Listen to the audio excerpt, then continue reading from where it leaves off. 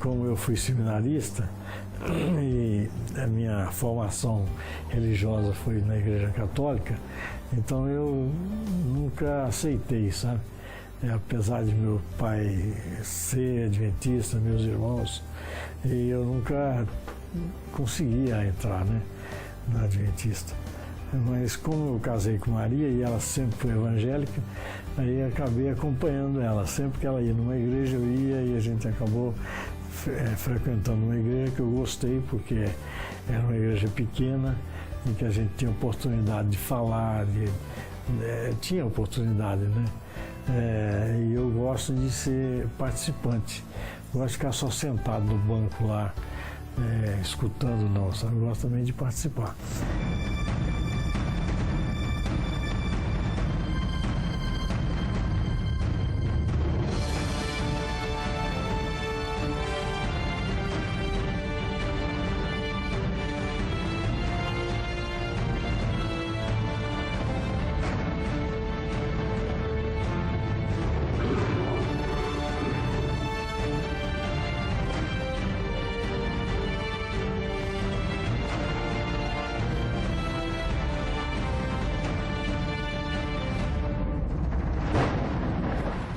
Olá, amigos da Novo Tempo, sejam bem-vindos mais uma vez ao Bíblia Fácil, o seu programa semanal de estudo da Bíblia.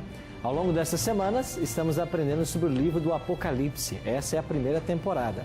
E nós trouxemos para o Servisa 10 convidados especiais, vindo de vários estados do Brasil, para participar desse momento especial de estudo da Bíblia. Obrigado, você também que tem assistido, tem acompanhado o programa, tem indicado para os amigos.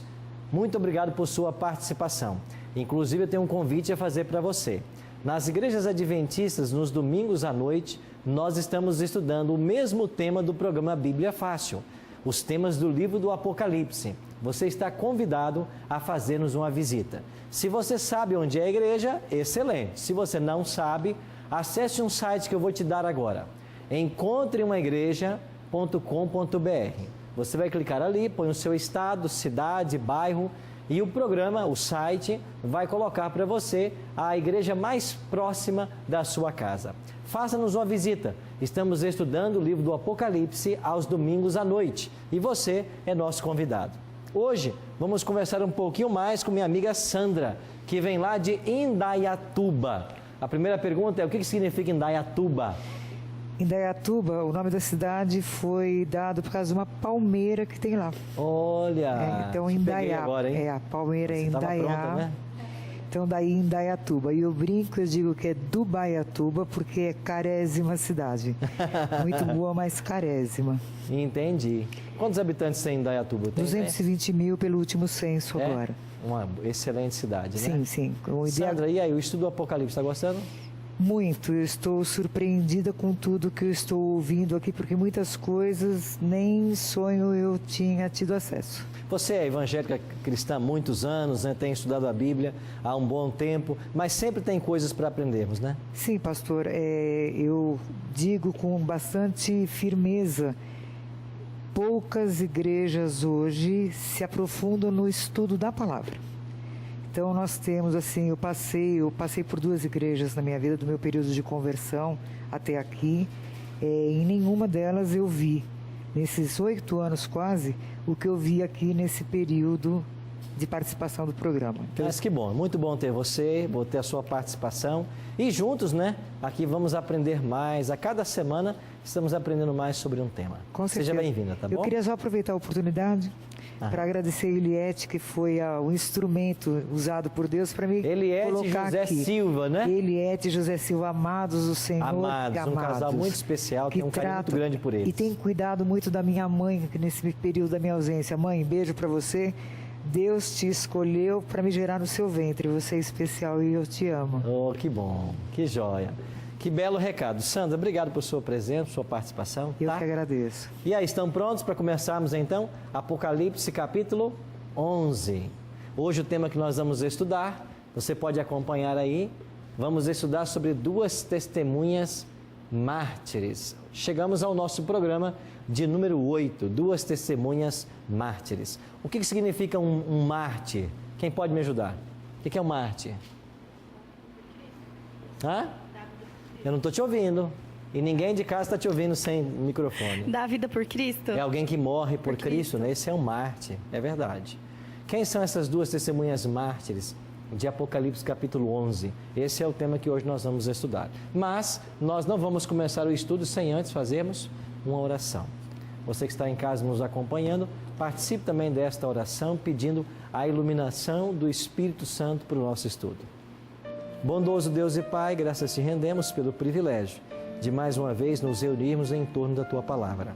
Abençoa-nos agora a estudarmos esse tema tão importante e que nós possamos entender em cada tema a Tua vontade para a nossa vida. Abençoe não apenas os nossos convidados que estão aqui no Cevisa, mas os nossos amigos que nos assistem em casa. Que a Tua bênção seja extensiva a cada família, a cada pessoa que agora está sintonizado com Bíblia Fácil. Tome conta de todos nós, abençoa-nos e ajuda-nos. Te oramos por Cristo. Amém. Apocalipse, capítulo 11. Chegamos então a um capítulo extraordinário. Na realidade, o Apocalipse, ele foi escrito em forma de quiasmo. Eu não falei para vocês sobre isso ainda, né? Mas nas próximas lições vamos explicar um pouquinho o que é um quiasmo, essa estrutura literária que o Apocalipse foi escrito. Mas nós estamos chegando ao centro do livro. E o capítulo 11 é o que vai dar margem para aquilo que vem em seguida. Capítulos 12, 13 e 14, que funciona como ápice de toda a revelação que Deus tem. Pois bem, aqui no capítulo 11, João está para testemunhar uma verdadeira batalha entre a Bíblia, a Palavra de Deus, e o ateísmo. Então esse é o tema do capítulo 11, uma batalha entre a Palavra de Deus e o ateísmo. Essa batalha alcançou seu clímax na Revolução Francesa, que ocupa um lugar na profecia bíblica, destacando o seu ódio pelo cristianismo. Estão lembrados do nosso primeiro encontro, quando eu falei que a França estava figurada nas profecias? Chegamos ao momento de entender como que a França aparece aqui no livro do Apocalipse. Pois bem, vamos começar então a nossa leitura, capítulo 11, a partir do verso 3. Diz assim o texto: As duas testemunhas mártires. Verso 3, darei as minhas duas testemunhas que profetizem por 1260 dias vestidas de panos de saco. Quem sabe me dizer o que significa estar vestido de pano de saco? Já ouviu essa linguagem na Bíblia? Já? O que significa? Pega o microfone aí e me ajude, quem pode me ajudar.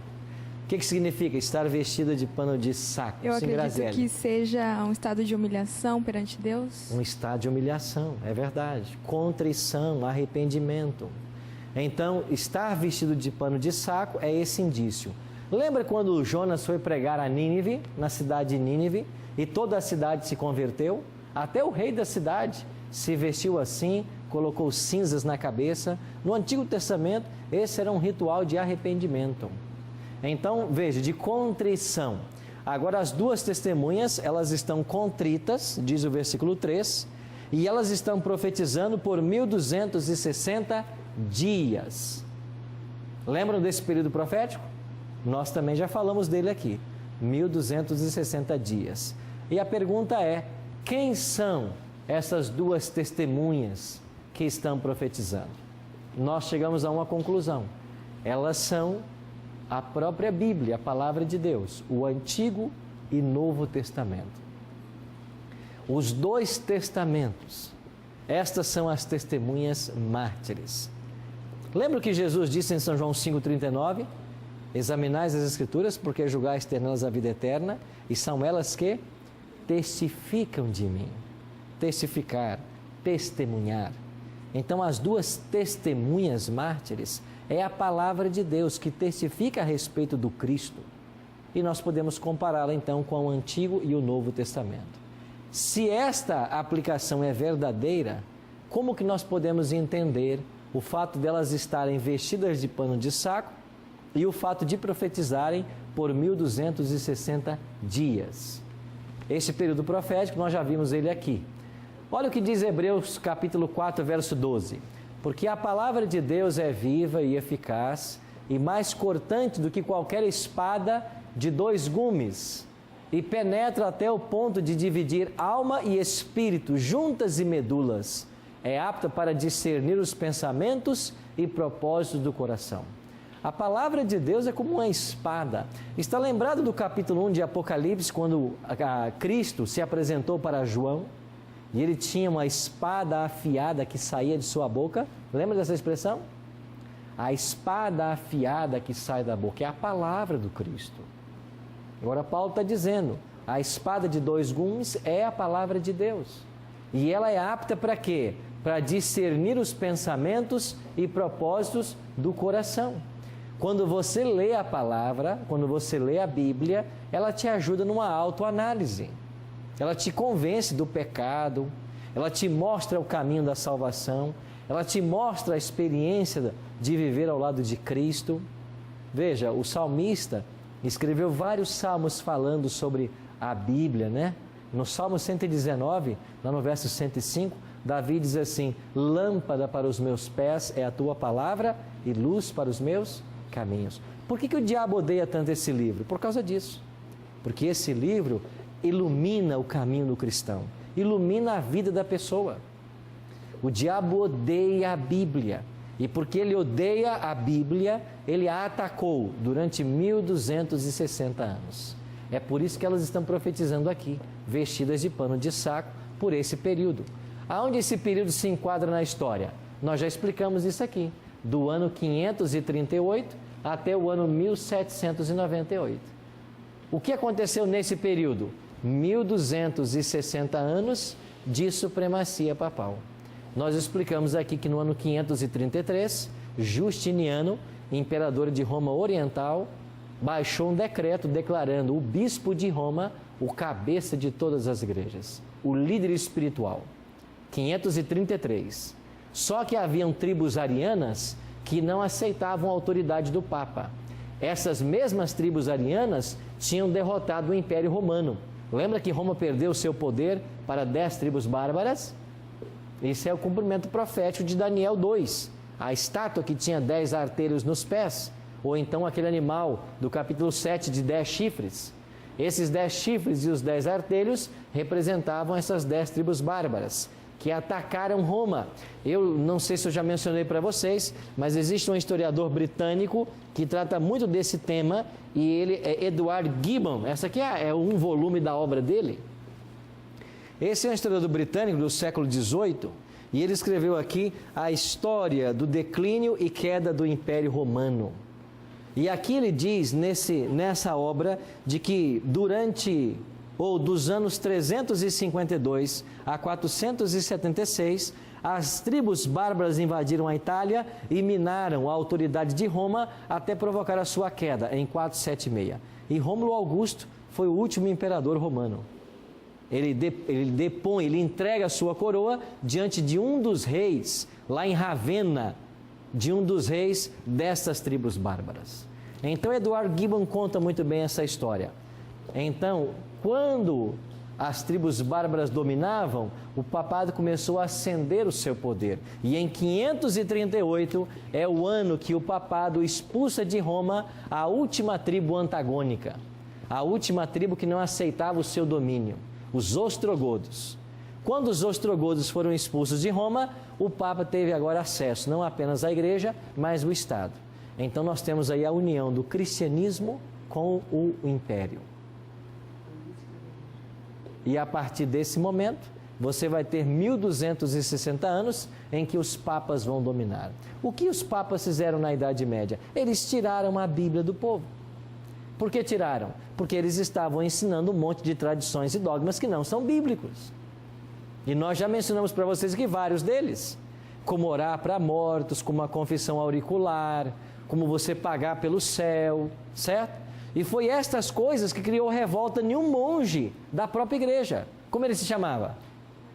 Martinho Lutero. E Martinho Lutero, então, não aceitava que a Bíblia fosse deixada de lado. E ele provocou, então, o que nós chamamos de Reforma Protestante. Então, veja, por 12 séculos, a Igreja Romana tirou a Bíblia das pessoas. Quando chegamos ao século XVI, e você tem Martinho Lutero, que era um sacerdote da igreja, foi ordenado sacerdote. Qual é o primeiro contato de Martinho Lutero com a Bíblia? Foi lá no mosteiro. e ele encontrou uma Bíblia acorrentada a uma das celas. Era um instrumento rejeitado pela igreja.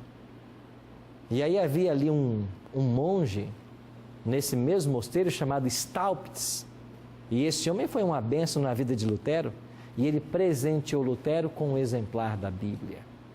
E a partir daí Lutero começou a estudar e a descobrir as verdades que esse livro contém.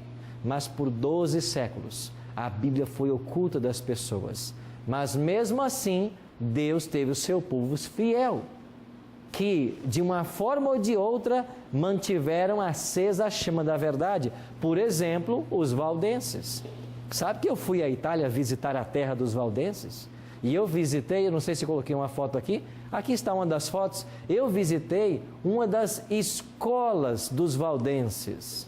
E quando eu cheguei numa dessa escola, lá no norte da Itália, é uma escola toda de pedra, e na sala de aula, no centro, tem uma mesa, e sobre a mesa está essa Bíblia. Essa Bíblia, nessa escola valdense, é um exemplo de que as escolas valdenses não deixaram de ensinar a Bíblia, mas por causa disso, eles foram perseguidos e mortos. E para ser um pastor valdense, o jovem tinha que passar aí nessa escola. Eles chamavam as escolas de Dei Barba, escola dos pastores. Então o jovem tinha que passar aí 4 invernos. E nesses invernos, um inverno rigoroso do norte da Itália e sul da França, o que é que eles estudavam? 2 conteúdos, a Bíblia e a natureza. E é através do estudo da natureza e da Bíblia que eles se preparavam para ser pastores valdenses. Os valdenses tiveram a tradução da Bíblia para o vernáculo, para a sua língua, muito antes que o Wycliffe traduzisse a primeira versão para o inglês, ou Lutero para o alemão. Eles já tinham a Bíblia na sua língua. Eles traduziram. Pois bem, ao longo dessa história da Idade Média, a palavra de Deus foi perseguida, mas Deus teve um povo que a manteve viva. Agora olha o que diz o verso 6, falando sobre a palavra de Deus ainda, as 2 testemunhas. Elas têm autoridade para fechar o céu, para que não chova durante os dias em que profetizarem. Tem autoridade também sobre as águas, para convertê-las em sangue, bem como para ferir a terra com toda a sorte de flagelos, tantas vezes quantas quiserem. Você está lembrado de algum fato da história bíblica em que as águas se converteram em sangue? Maria, me ajuda aí. Aonde foi esse evento? As pragas do Egito. Não teve uma delas que aconteceu isso? Exatamente. As águas Se transformaram em sangue. Não foi pela palavra de Deus que isso aconteceu? Exatamente. Deus falou para Moisés, e Moisés foi lá e falou para Faraó, ele não libertou o povo, veio a praga. Exatamente. Não foi a palavra de Deus que mandou que as águas virassem sangue? Exatamente. Onde é que você se lembra de um outro evento em que a terra foi ferida com flagelos, com pragas? No próprio Egito. Lembra que vieram primeiro as rãs, depois vieram os gafanhotos, pragas sobre a terra. E essas pragas aconteceram porque a boca do Senhor havia dito. Então a palavra de Deus tem poder de fazer isso. É o que Apocalipse está dizendo. Agora olha para o verso 7. Quando tiverem então concluído o testemunho que devem dar, primeiro falou que elas profetizariam por quanto tempo? 1260 anos, certo? Agora o verso 7 está dizendo, quando elas tiverem concluído o testemunho, ou seja, passado esse período, terminou os 1260 anos, quando elas tiverem concluído, a besta que surge do abismo pelejará contra elas e as vencerá e as matará, e o seu cadáver ficará estirado na praça da grande cidade, que espiritualmente se chama Sodoma e Egito, onde também o seu Senhor foi crucificado. Você está acompanhando em casa? Entendeu o verso? Tem coisas no Apocalipse que não são fáceis de entender, mas nós já explicamos aqui que a Bíblia interpreta-se a si mesma. Por isso nós temos que buscar na própria Bíblia entender os detalhes que aqui está sendo dito. O primeiro detalhe aqui é o seguinte: quando tiver concluído o testemunho que deve dar. E no verso anterior já foi dito que o testemunho seria por 1.260 anos. Qual foi o ano que terminou os 1.260 anos? 1798. Aí terminaram os 1.260 anos de supremacia papal. Eu já disse para vocês que evento aconteceu nesse ano, que terminou com a supremacia dos papas. Qual foi o evento? O Papa foi deposto, isso mesmo, Guilherme. Foi a prisão do Papa Pio VI, que foi preso por ordem de Napoleão Bonaparte em fevereiro de 1798. Ou seja, o Apocalipse está dizendo, concluído o testemunho que devem dar, pós 1798, porque aí terminou os 1.260 anos que elas estariam profetizando, a besta que surge do abismo pelejará contra ela, as vencerá e as matará. Quem é a besta que surge do abismo? Quem você acha que é o que odeia a palavra de Deus, que quer destruí-la? O próprio Satanás. A besta que surge do abismo é o próprio Satanás. Agora, o diabo não vai vir aqui na terra, pegar uma Bíblia uma por uma e destruí-la. Ele vai usar quem? Instrumentalidades humanas. Ele vai usar gente. Ele vai usar algum homem para cumprir os propósitos dele. Então, quem o diabo usou para matar a palavra de Deus, para destruí-la? E aqui está dizendo que ela ficará estirada na praça da grande cidade, que espiritualmente se chama Sodoma e Egito. Por que aqui aparece a expressão Sodoma e Egito, onde também o seu Senhor foi crucificado? Aonde Cristo foi crucificado? Jerusalém. Não foi em Sodoma, não foi no Egito.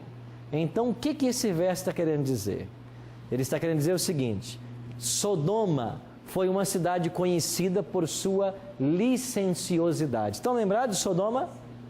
Qual era o problema de Sodoma? As pessoas eram promíscuas.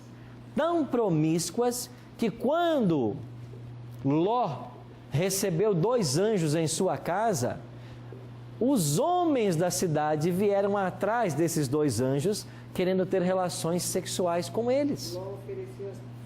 Eu não estou te ouvindo. E ninguém que está em casa está te ouvindo também, Sam. Foi nesse episódio que Ló ofereceu as filhas. E quem eram as filhas de Ló? Diz a Bíblia que elas eram o quê ainda? Virgens. Está lembrada? Isso. Aí Ló disse assim: vocês querem ter relações com os convidados meus? Eles não sabiam que eram anjos, né? Sim. Eram 2 homens. Sim. E Ló disse: eu vou dar para vocês as minhas 2 filhas virgens. O que eles disseram? Não queremos as filhas virgens, não. O Queremos intuito os era poupar os Queremos anjos, os homens que entraram. Já pensou que absurdo? Sodoma era tão imoral que Deus teve que destruí-la. Então, Sodoma era uma cidade caracterizada pela licenciosidade. E o Egito? O Egito foi a nação do mundo que mais se opôs a Deus. Está lembrado, Maria, que você mencionou sobre as pragas? Por que é que Deus foi derramando praga após praga até que inteiraram 10? Porque o povo resistia, o povo duvidava da existência de Deus. O faraó dizia: quem é o seu Deus que vai vir aqui me atrapalhar? Então, o Egito não aceitava a existência de Deus. Sodoma era licenciosa. E estas 2 cidades estão sendo usadas agora como uma figura para uma outra cidade. Que cidade? A França. Nós iremos para o intervalo. E assim que voltarmos, vamos compreender melhor um pouquinho essa conexão entre essas 2 cidades e a cidade e o país da França. Já estaremos de volta.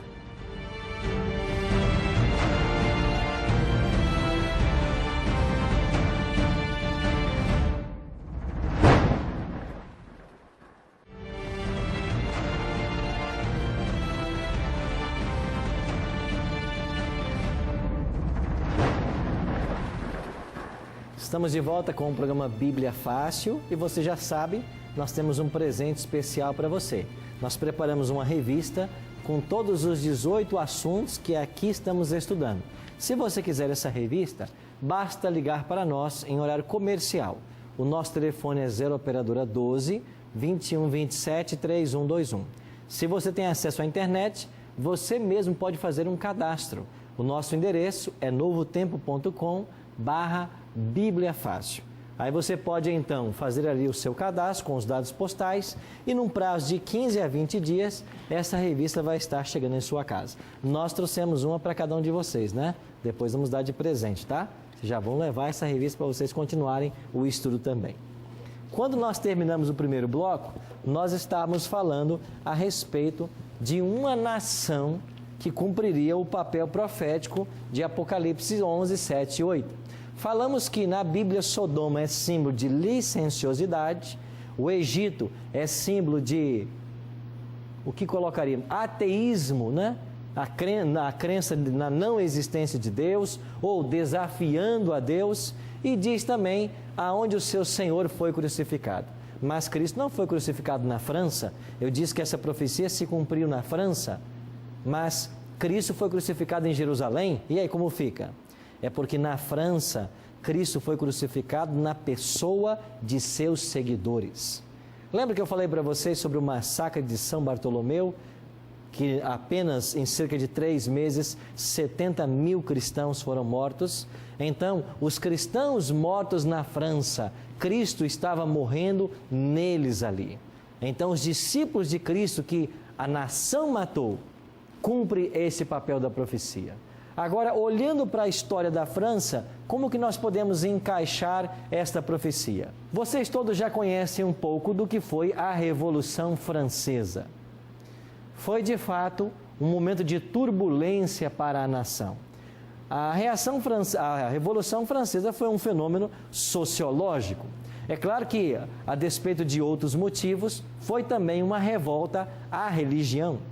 E por que a nação estava revoltada com a religião? É por causa de 12 séculos de domínio da Igreja Romana. E nesses 12 séculos não houve progresso algum no saber, na ciência, na cultura. Foi uma paralisia geral. E de fato não é isso que aconteceu? Volte o seu relógio 200 anos. Há 200 anos atrás, como era o mundo? Nós não tínhamos energia elétrica, nós não tínhamos telefone, nós não tínhamos carros. Como viviam as pessoas? Eram agrários, plantavam para comer, viviam em famílias, não tinham as indústrias. Há 200 anos o mundo era assim. Isso quer dizer que o mundo de 200 anos não era muito diferente do mundo de Cristo. Ou seja, quando a igreja começou a dominar pelos 12 séculos, não houve progresso algum. E foi contra isso também que os franceses se revoltaram. Esse estado de letargia que se apoderou, porque tudo era pecado. O que acontecia com os cientistas na época da supremacia papal, da época da Inquisição? Cada descoberta científica que contrariava o que a igreja queria ensinar, as pessoas iam parar na forca e eram mortas, perseguidas. Então, isso foi um pouco da revolta da nação francesa, e até aqui entendemos com razão. Mas, ao mesmo tempo que eles tentaram modificar esse quadro, tirar o centro, o poder da religião, eles partiram para um outro extremo. Eles declararam a não existência de Deus. Eles saíram de um extremo para um outro extremo. Você se lembra que quando a Assembleia Francesa declarou que não havia Deus, eles precisavam de um objeto para voltar suas atenções. E eles escolheram então uma mulher que seria chamada a deusa da razão, a quem os franceses venerariam. Acertei? Assim, essa mulher foi levada até a Catedral de Notre Dame e numa cerimônia a sabedoria foi empossada, a deusa da razão. E a partir daí, esse seria o Deus dos franceses, ou a deusa dos franceses. Esse estado de coisas durou muito pouco tempo, porque quando eles tiraram Deus da posição dele, a nação viveu uma das suas piores crises. Na França, em Paris principalmente, começou uma onda de assassinatos, de roubos. Todo tipo de mal começou a se espalhar. Por quê? Porque não havia Deus. Cada um é consciência para si. eu vivo de acordo com a minha sabedoria, com a minha razão. Esse estado de coisas durou pelo menos 3 anos e meio. E olha o que interessante. Vamos continuar lendo o capítulo 11 e você vai ver a aplicação profética de cada simbolismo. Verso 9. Então muitos dentre os povos, tribos, línguas e nações contemplaram os cadáveres das 2 testemunhas por 3 dias e meio e não permitiram que os cadáveres não permitem que esses cadáveres sejam sepultados. Os cadáveres das 2 testemunhas da Bíblia ficaram simbolicamente lançados na praça, sem que fossem sepultados. Por quanto tempo? 3 dias e meio. Aplicando o princípio profético, 3 anos e meio. Ou seja, por 3 anos e meio, a palavra de Deus estaria como que morta para a nação francesa. Aonde se enquadra esse período? Essa profecia vai ter exato cumprimento naquilo que nós chamamos na história de o reinado de terror. Esse reinado de terror, ele começou no dia 26 de novembro de 1793, quando a Assembleia Legislativa baixou um decreto declarando: não há Deus. E quando isso aconteceu, esse foi um motivo de grande regozijo, mas só durou 3 anos e meio, porque em 17 de junho de 1797, a própria Assembleia teve que determinar, votar, de que a religião fazia bem à nação. E eles tiveram que voltar ao conceito de religião. E mais uma vez a religião foi permitida na França.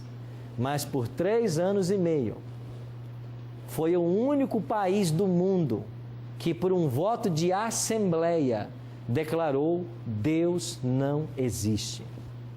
E esse estado de coisas durou 3 anos e meio. Mas o país entrou numa convulsão tal que eles tiveram que voltar atrás.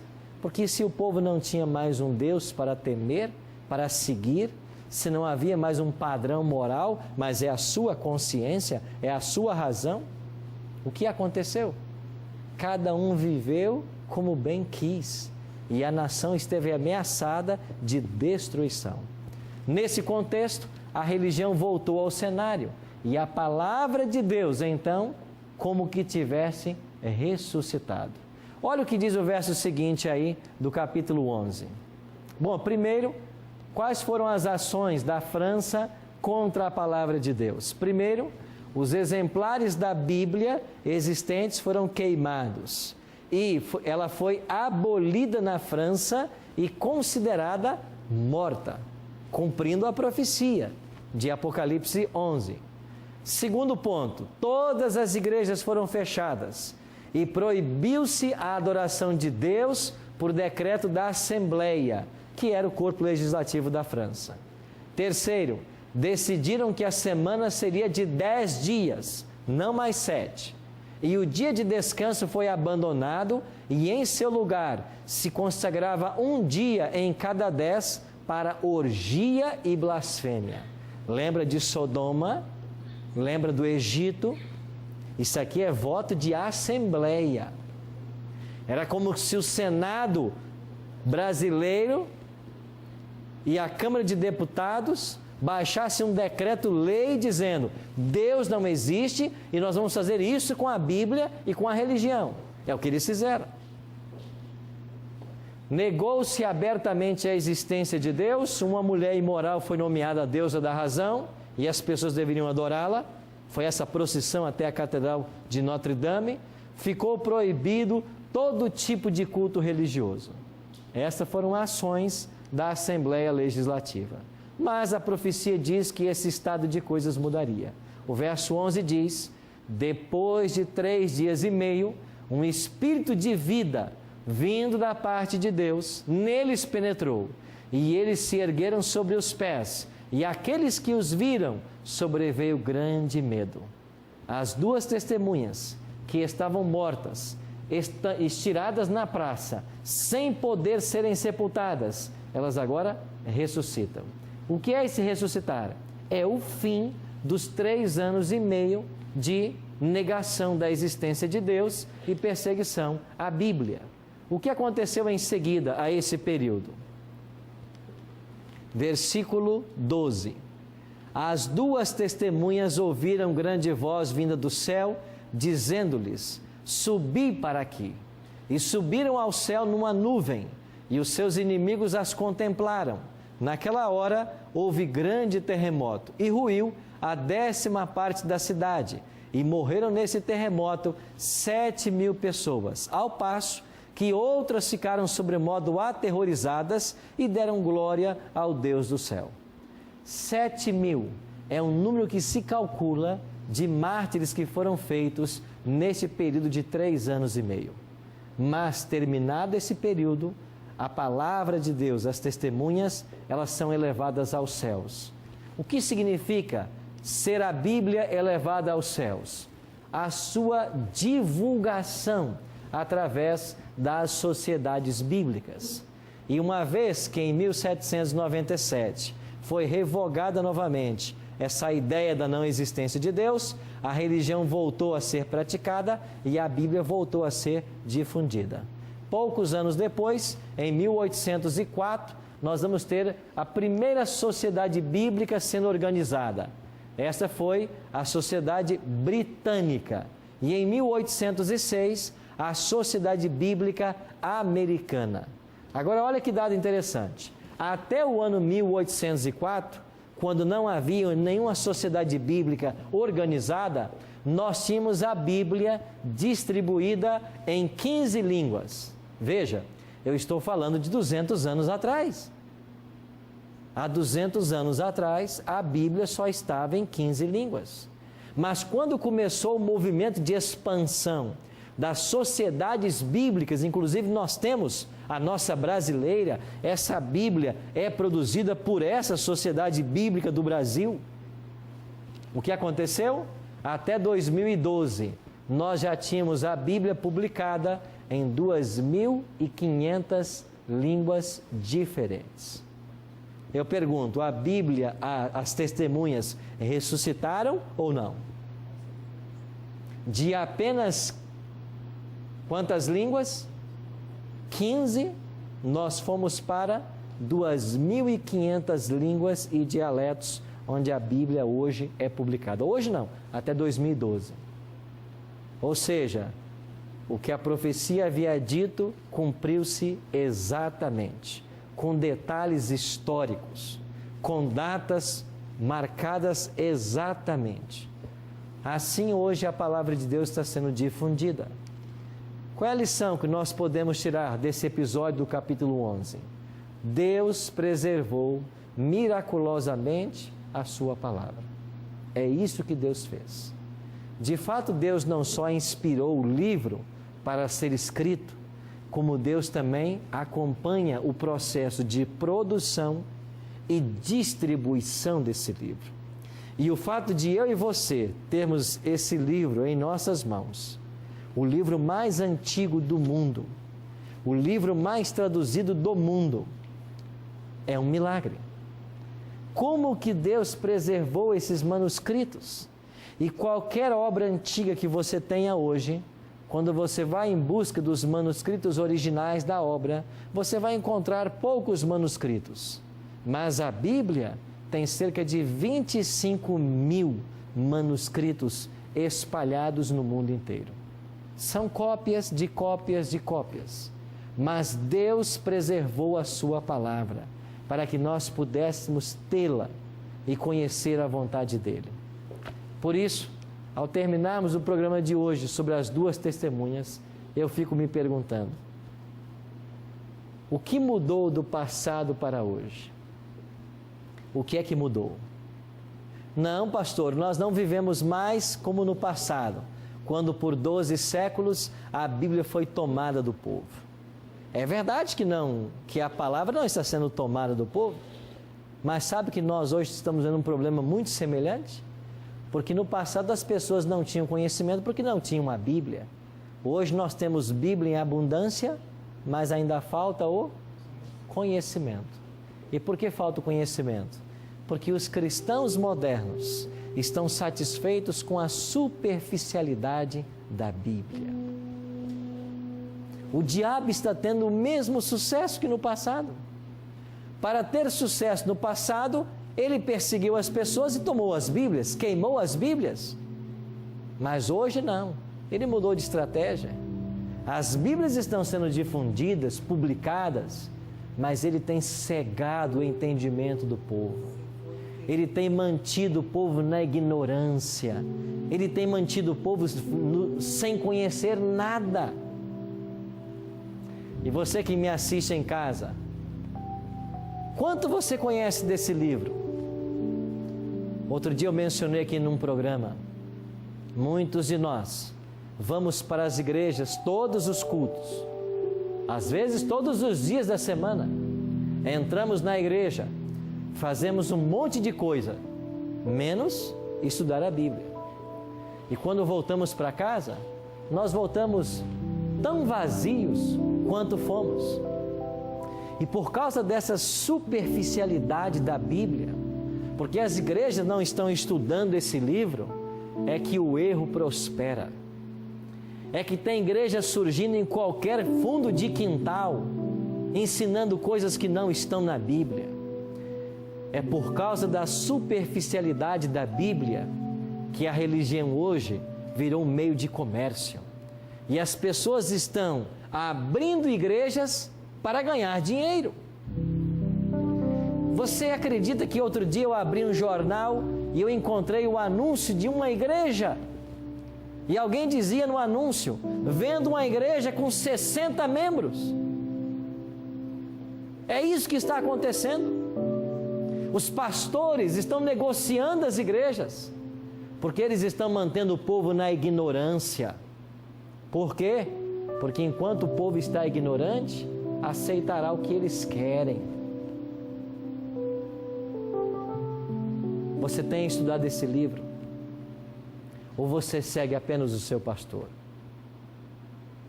Você tem ouvido muitas verdades aqui na Novo Tempo, não? No programa Bíblia Fácil, no Está Escrito, no Arena, na Mira da Verdade. E vez por outra eu recebo um e-mail dizendo para mim assim: Pastor Arilton, eu sou de tal igreja, mas eu estou guardando o sábado escondido.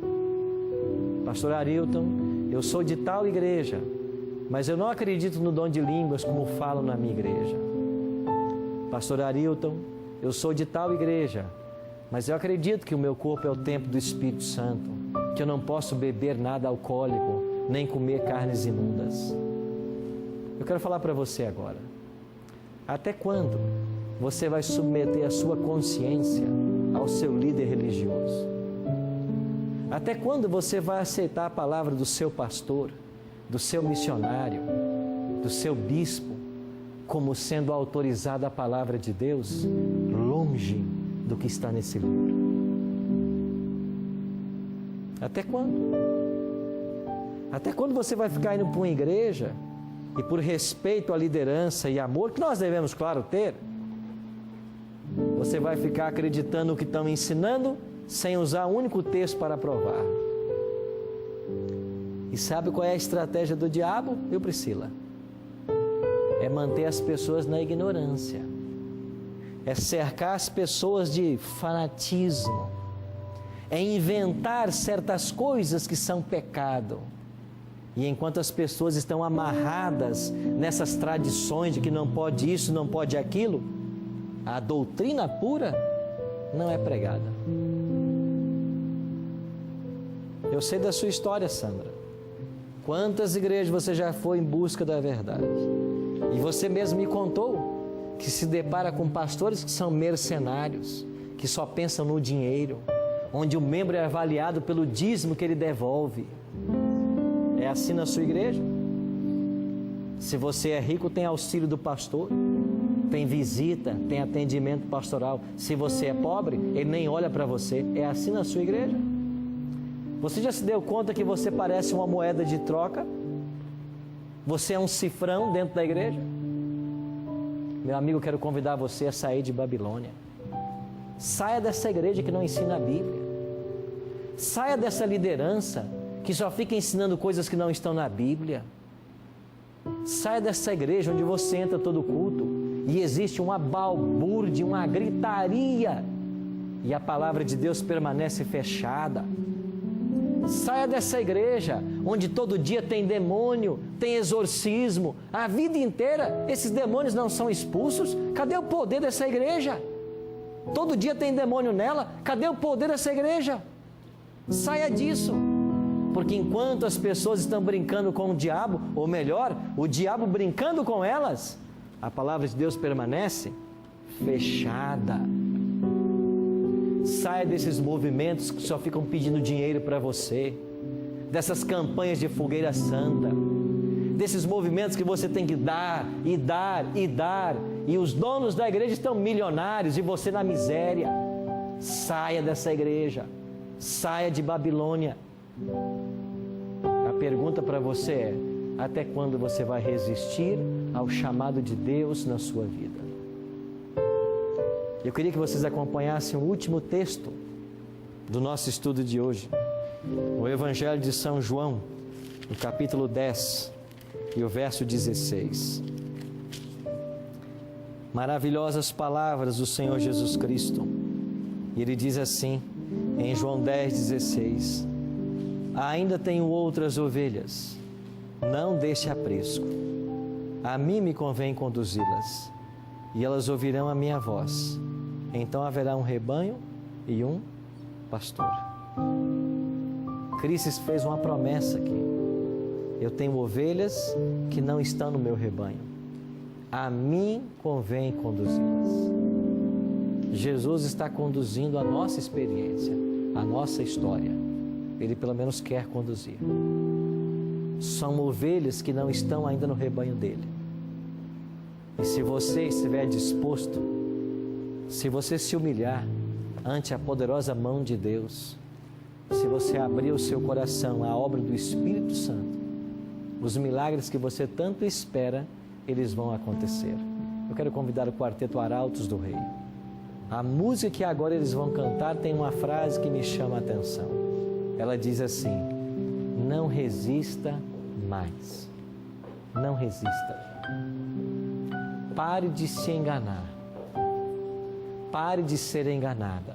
Não resista mais. Se a obra é de Deus na sua vida, ela vai prosperar. Mas você tem que dar o primeiro passo. Porque enquanto você não der o primeiro passo, o mar não se abre, o milagre não acontece. Não resista. Ouça a voz do Espírito Santo.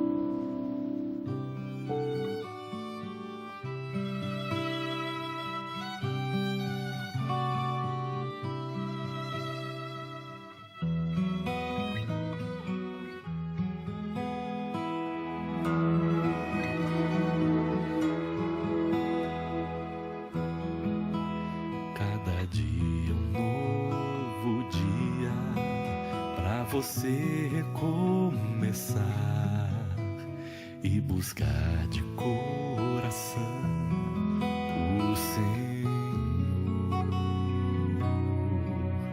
apoiando no futuro, tropeçando no passado, mas andando e clamando por perdão.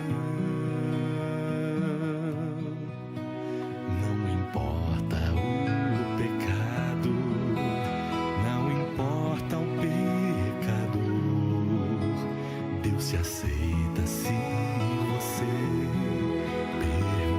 permitir. Se o Espírito falar, deixa a salvação entrar. É agora, não há tempo, tome a cruz. Não resista mais, se entregue ao Pai. Hoje é dia de decisão. Não rejeite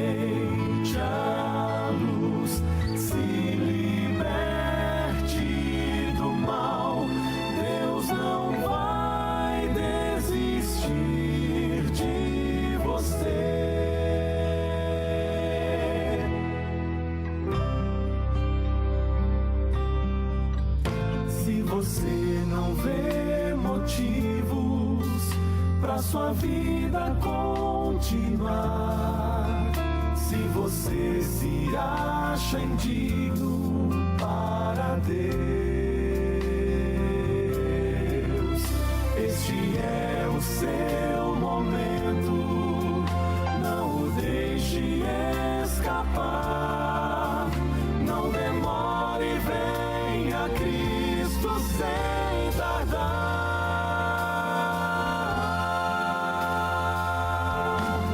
não resista mais, se entregue ao Pai, hoje é dia de decisão, não rejeite a luz, se liberte do mal, Deus não vai desistir de você. Não resista mais, se entregue ao Pai, hoje é dia de decisão, não rejeite a luz, se liberte do mal, Deus não vai desistir de você. Não resista mais, se entregue ao Pai, hoje é dia de decisão, não rejeite a luz, se liberte do mal, Deus não vai desistir de você. Não rejeite a luz, se liberte do mal,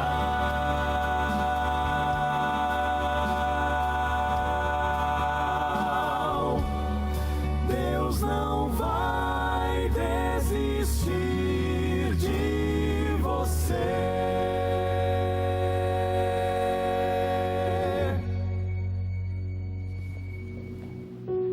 O apelo de Cristo para mim e para você é: não rejeite a luz. Não desista, porque Deus nunca vai desistir de você. Todo aquele que é sincero de coração e quiser praticar o que a Bíblia ensina, vai receber a ajuda de Deus. A palavra de Deus hoje está sendo atacada, mais do que nunca, porque as pessoas estão mantendo o povo na superficialidade, estão torcendo suas verdades, estão ensinando aquilo que gostam, que agradam as pessoas, e a verdade está sendo mantida oculta das pessoas. Mas Deus está suscitando um povo que ama a verdade, e você está convidado a fazer parte desse povo. Não resista, o Espírito Santo vai te chamar, e quando Ele te chamar a tomar uma decisão séria na sua vida, você faça isso, porque nunca quem escolhe Cristo se arrepende. Ore comigo. Pai, obrigado não apenas porque temos a Tua Palavra em nossas mãos, mas obrigado porque o Teu Espírito tem nos assistido enquanto nós estudamos esse livro. Obrigado porque vivemos num país onde existe liberdade religiosa e nós podemos abrir a Tua Palavra e conhecer os mistérios que esse livro encerra para nós. Obrigado pela Tua promessa de que o Senhor está conduzindo as Tuas ovelhas ao aprisco do bom pastor. Nós queremos ser parte desse rebanho. Nós queremos ser Tuas ovelhas. Nós queremos conhecer a Tua voz e ouvi-la. Nós queremos Te obedecer. Nós queremos nos preparar para Te receber quando o Senhor voltar. Por isso, bom Pai, abençoe as decisões que agora estão sendo feitas. Sela com o Teu Espírito cada decisão e que nós tenhamos a Tua ajuda para tomar o caminho certo, tomar a decisão certa em te servir em espírito e em verdade. Em nome de Cristo nós te oramos. Amém. Obrigado por a sua companhia no programa Bíblia Fácil de hoje. Na semana que vem, vamos estar juntos para estudarmos o capítulo 12, que fala sobre a mulher e o dragão. Eu espero por você em nosso próximo encontro.